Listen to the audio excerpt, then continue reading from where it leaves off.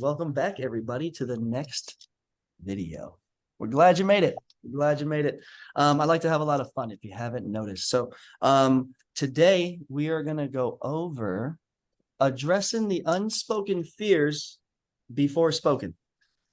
Now, I want to let you know why, because I firmly believe that that's what made me different and what's helped me collect $1 million in 9 months is understanding people's fears and letting them know that everything is okay before they tell me that is their fear.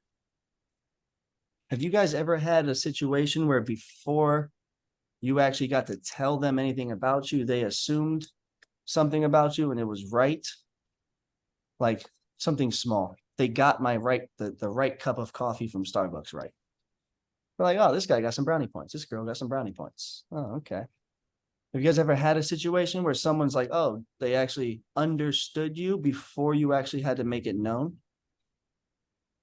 I'm going to say yes, because in life you have, and maybe I can't think of a good example to give you right now, but you know what? Later in life I will, and you'll be like, yeah, you're right.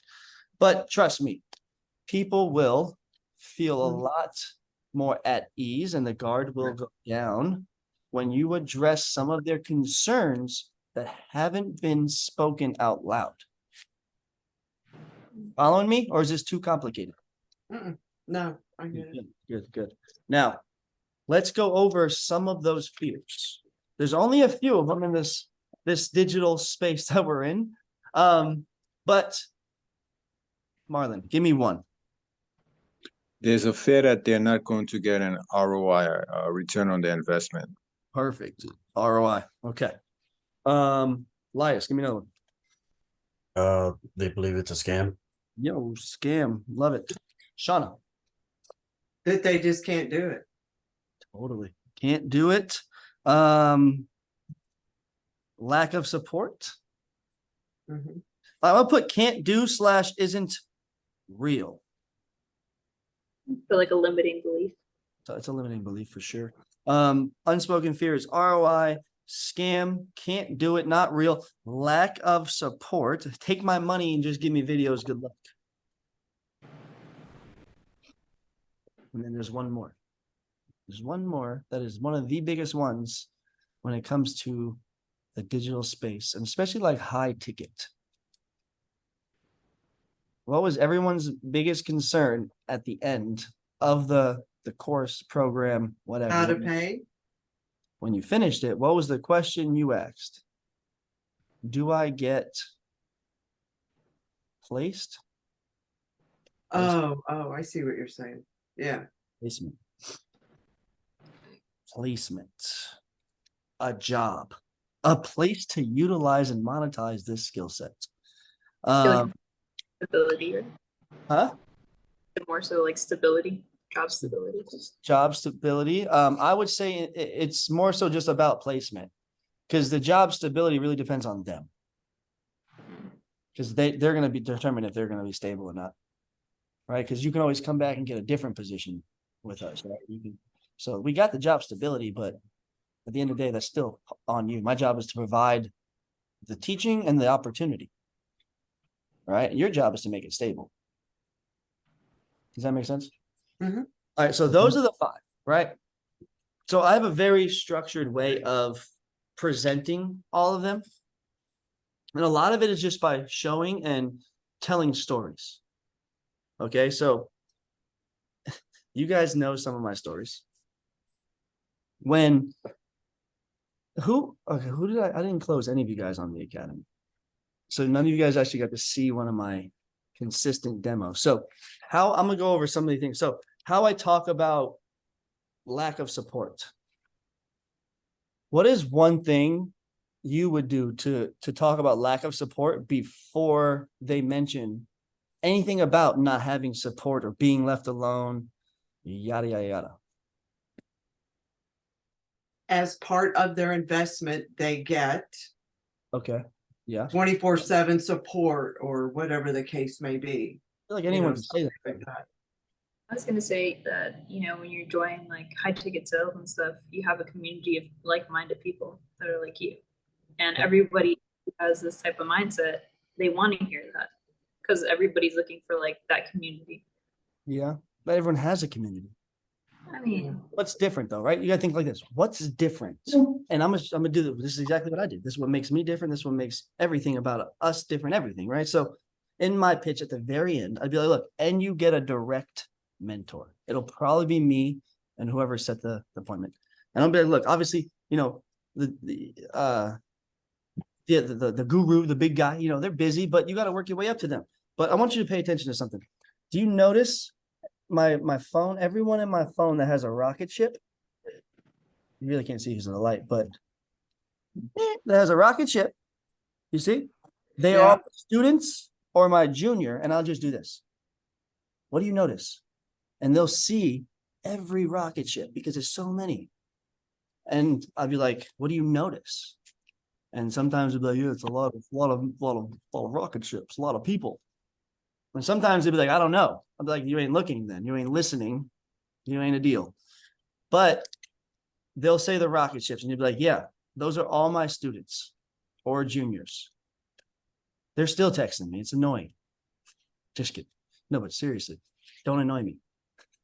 Right? And look, I'm just joking at that point. But you show them the proof, the social proof, right? It's something that they Right. haven't seen yet. No other closer is showing them their cell phone and going like the thumbs up, right? Zoom gets it. So no other closer is doing that. So like, how can you be different? Because you got to put yourself in their shoes. What do you want to hear? Because we all have the same fear. You all have the same fears. But everyone need to hear something different. And if you all talk to me, you all heard the same thing. I had the same 6-minute spiel when I went over all these 5. It's very simple, right? So that's lack of support. Does that make sense? Any questions on that one? No. Okay. The next one, can't do isn't real for them. Okay. Here's like a story. I'd ask again questions. Tell me more about that. Why? Why do you think that you can't do it? Well, did you ever think that you'd be able to ride a bike? How about drive a car? How about swim without floaties? How about drink out of a normal cup? Not a nipple. You don't know what you don't know. And you don't know what you can or can't do until you do it. But I do know that if you think you can or you think you can't, both people are right. So again, tell me, why do you think, hold on one second. Hello?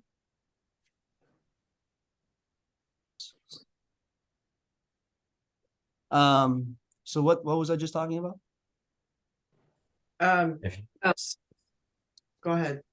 oh, Okay. I was just gonna say, if you think you can, then you can. If you think you Totally. can't, then you can't. So asking them all those things, have you thought that you wouldn't be able to do those things? But I'm assuming now that you do those things, you're looking back at it thinking, damn, that was easy. You're only thinking that because your mind creates a lot different of a reality than reality really is. And it comes from the word fear. You ever like, I'll give another example. Like, you ever try to approach a female or and talking to a woman, a male, and you just like get all nervous thinking they're gonna say some weird things, but all you need to do is say hi and they'll say hi back. And it was just your brain that created all these weird scenarios. I mean, you gotta start lying to yourself and start telling yourself that you could do things that you never thought you could. I'll be honest with you, I'm a millionaire. I don't have $1 million in my bank account, but I'm a millionaire.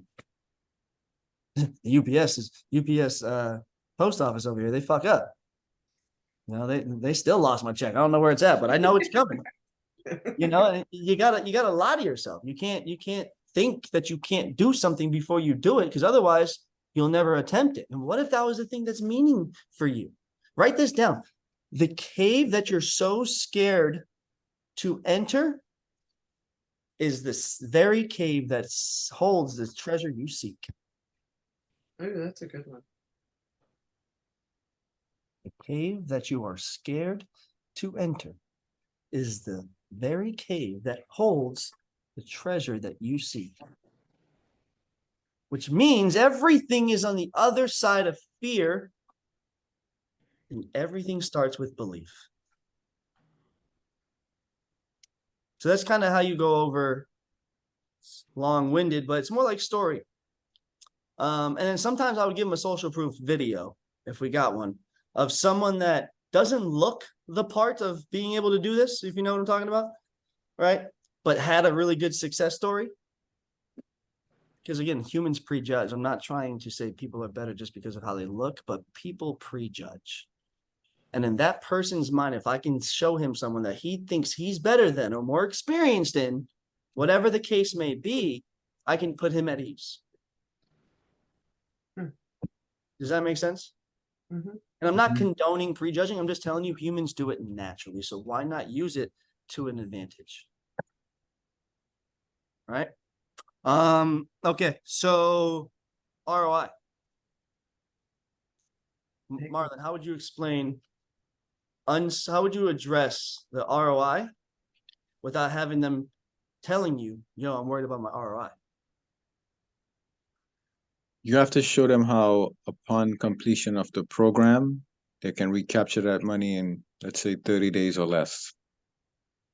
Or within a time frame. I like to use a number that's realistic, that gives them a sense of security. Well, define ROI for me, sir. Return on investment. So let's say I'm selling a course for $8,000. I need to show this person, maybe through case studies or through how the end of the process looks, how they're going to recapture that money in 30 days or less. So, okay, so your definition is, and what your expectation of return is purely money. Yes, because the person needs to feel that they have nothing to lose. Totally. So the base investment must be covered, because everything else after that point is just profit, just pure profit. Let me ask you this. Would Yes. you take $100,000 in cash right now? Or would you take a penny that doubles every day for 30 days? The penny that doubles every day, Why would you say that? it will accumulate more than 100,000. How do you know? Mathematically, if you keep going and it doubles and doubles, it will get over 100,000, because we're talking about 30 days here. Perfect. Talking about 30 days. So we're talking about a short amount of time. Yes. Seems so astronomically long when you have one penny in your hand. So on the back end, do you know how much you make on day 28? If it's a penny that doubles every day? Not off the top of my head, no. $10 million. Do you know how much you made on day 29? $20 million. 40 million. My point is, if you're looking for a get rich quick scheme, sir, this is not for you. You have to understand that you got to develop the skill, and then you got to sharpen the skill. You're not going to come in. I'm going to tell you right now, my second month, I made $12,000. I'm not saying it's impossible, but I'm saying it's a rarity. You're not going to come in making 15 grand your first month, second month. But you can get better and better. Your first, second month, you can scale back your hours at your job. So when I ask what your definition of return on investment is, I was really hoping for education, knowledge, skill. Because if you don't know, Jim Rohn, you know who Jim Rohn is? Yeah. Jim Rohn says, work hard on your job and you'll be rich. Work hard on yourself and you'll be wealthy. Who knows where this skill set can really take you, sir? Are you just looking to stop here and like learn it and just do what this company teaches you to do, trying to just sell another Honda?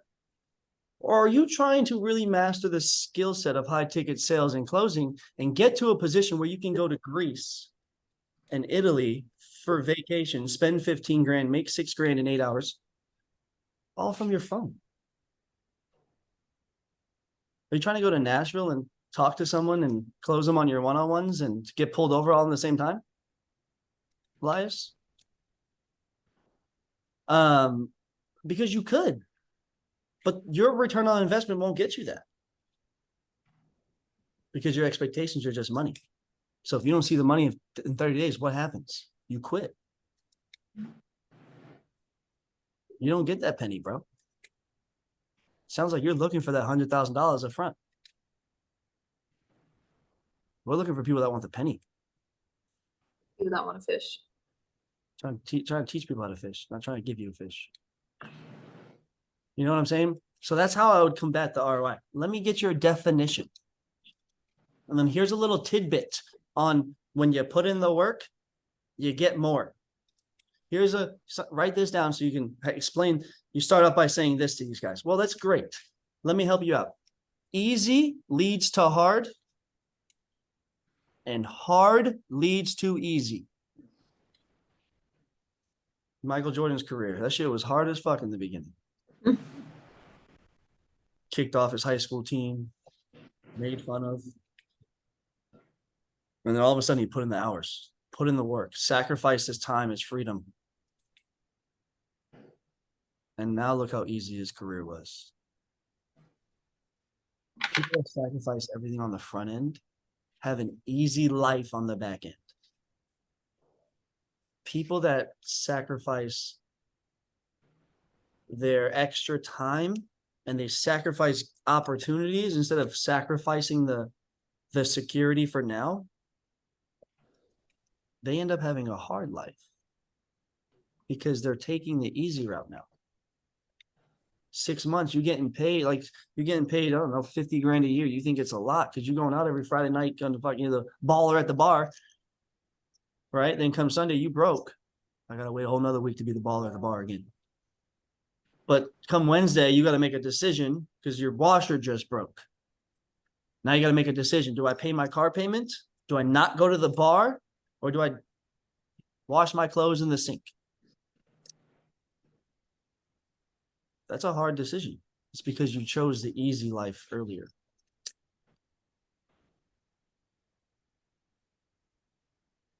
So when people have that ROI nonsense, bring that up to them. And the last one is lack of placement guaranteed, a job. So this one, look, I can just tell you from my experience, I could put you on the phone with all these people. I always just showed people a partner site list. Look, these are all the partners we staff for. We're contracted with them. They only pick from our pool of graduates because they trust our process. And the coolest part is you get to interview with every single one of them. And if it doesn't work out, or if you worked too good and you got bored with it, whatever happens, come back, man. You got all these other offers to choose from too. For life. So you get to just show someone the actual breakdown of the sites. Because how many people really have that? Not many. It's how can we be different and how can we be truthful? Because how many people have we ever talked to that said, I have been trying to get a price from you guys forever, and all you guys ever try to do is get me on Zoom? Okay. It's normally whatever. It's $5,000 today, sir. Are we going to have a conversation that's further or no? I love your honesty, man. What? You will be surprised by how much people respect honesty and directness. Don't try to beat around the bush. Be direct, be upfront, be honest, because they will only trust you throughout the whole process. Does that make sense? Mm-hmm. Did we go over scam? No, I'm waiting for that one before I leave. Scam, totally. Okay, yeah, totally. Listen, I hear you. There's a ton of scams out there.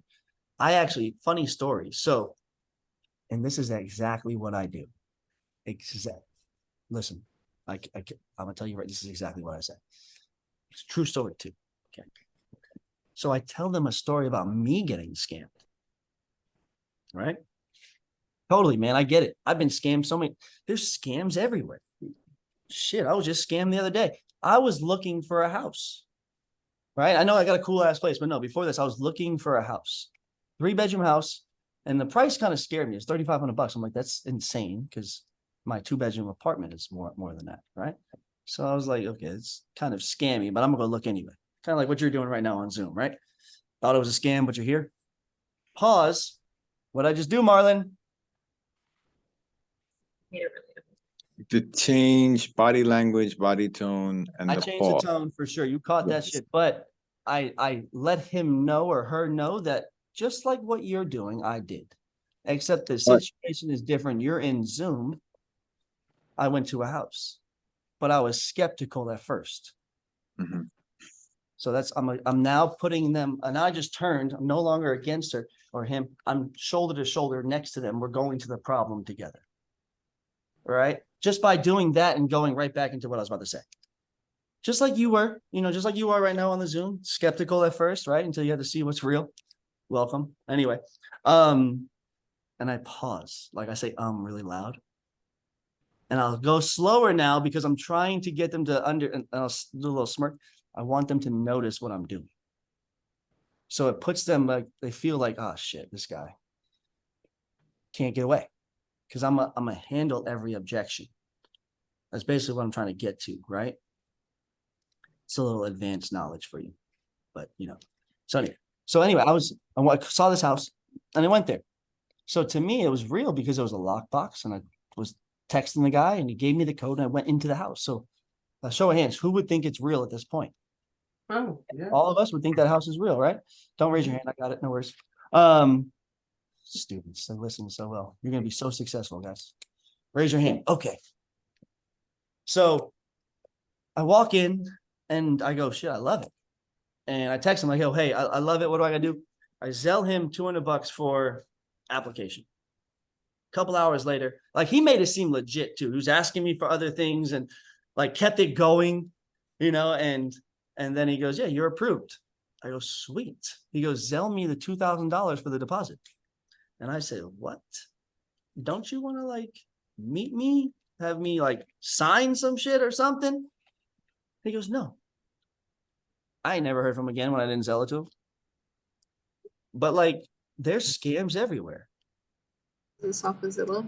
Right? Totally. And at the end of the day, I mean, look, I'm sure you've been here before and someone has taken your money and you've been scammed before, right?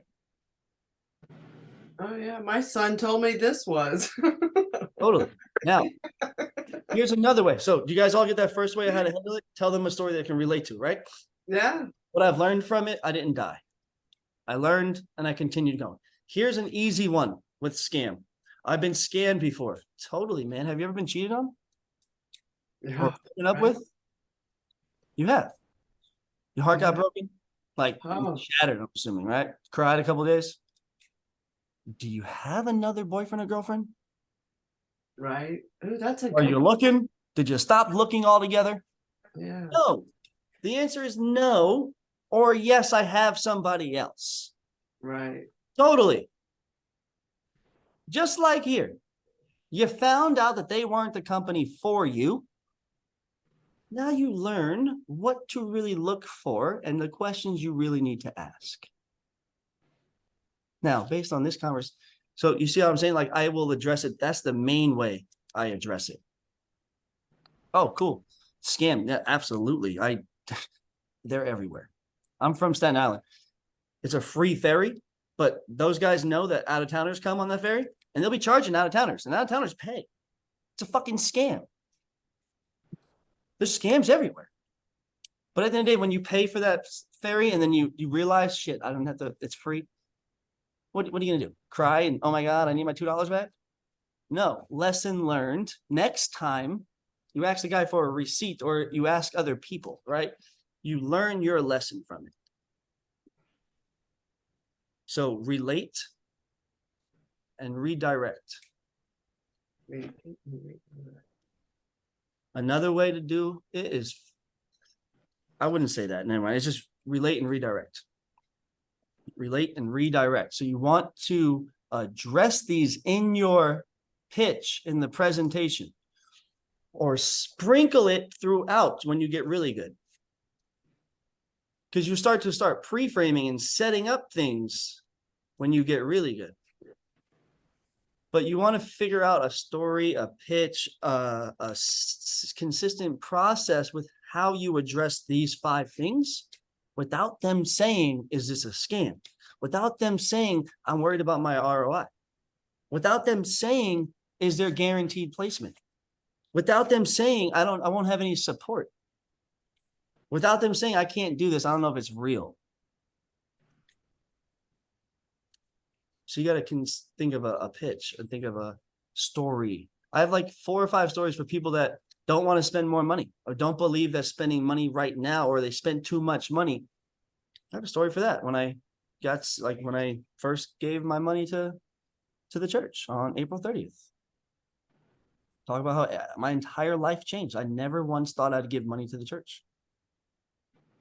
When I fully did on April 30th, my entire life changed on May 1st. Entire life.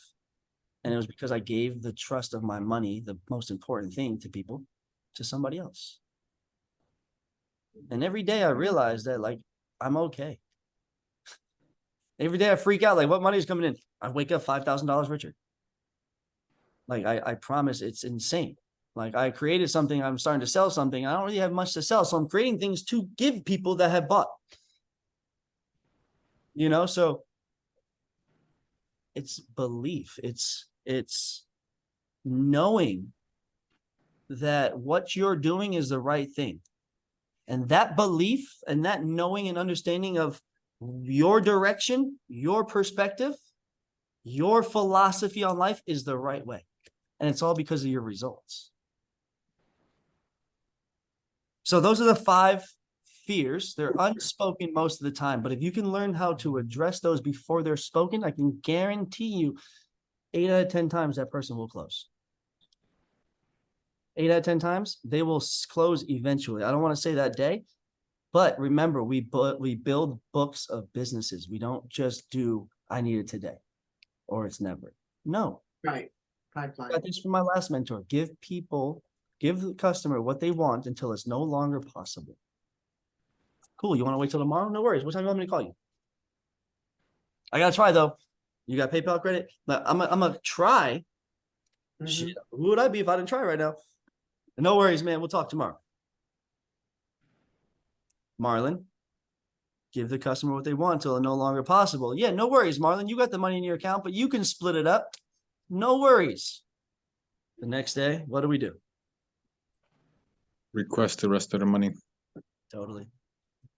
Give the customer what they want till it's no longer possible. Let them feel like they're winning. No worries. You want to do 500 today? Okay, fine. Like this happens to me so many times, but I have a process. So I let them feel like they made a decision on how much they want to give me. Perfect. Cool. Again, we're getting off topic, but I'm going to give this to you guys because you need it.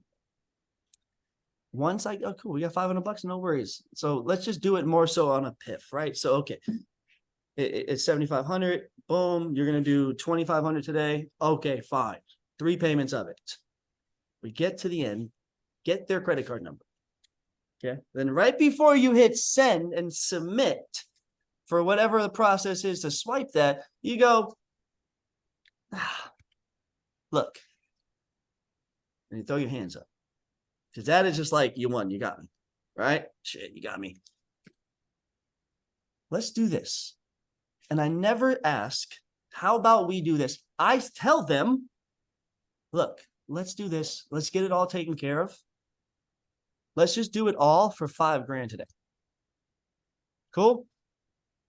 Just wait, you know, and I'm just telling them reasons why they should do it. Because what is the first thing that human beings think of when they have to spend more money? No reasons why I shouldn't. True. What do I have coming up that I have to give an excuse for? Something I need that 25. You don't need that 2,500. That's sitting in your bank account for how long now? It's just fear. So I'm saying reasons why he should. Look, let's just do this for $5,000. I'm going to save you $2,500, an entire payment. Plus, you don't have to worry about paying us back. You have everything for 12 months. It's all yours now. Because what if life happens? Life happens. You have it now. Do it now. You ain't gonna pay for half a car if you have it all. But I'm saying reasons on why they should right away. Cool. And I just send it to them. Click send. Boom. As soon as I get that 1 ounce of yes, or that one hesitate, if they're hesitant, I'm boom. Oh, okay, perfect. No worries here. Boom. And I send it to them. When is the best time to get onboarded? And I'm moving forward. But you have the credit card number ready, so they can't say no. They already said yes to 2,500. Some people will teach you to do the bump after you swipe. I don't like to do that. Because to me, the impulse is highest when you're about to swipe. It's the lowest when you swipe. They're like, oh, fuck. I don't know about you. I get excited about buying clothes, but then when I swipe, I always look, I'm like, do I need these fucking clothes? I mean, I got clothes on. Do I need these ones? You guys can relate. I can kind of see you nodding a little bit, right? It's the same thing with 2,500 bucks. Like, shit, do I need this? You know, so I don't like to do it, but it does work either way. But my way is definitely doing it as soon as I get that credit card. Does that make sense? Mhm. Yep. Does a little extra for you guys, but hey, thank you for understanding the 5 unspoken fears. Catch us next time.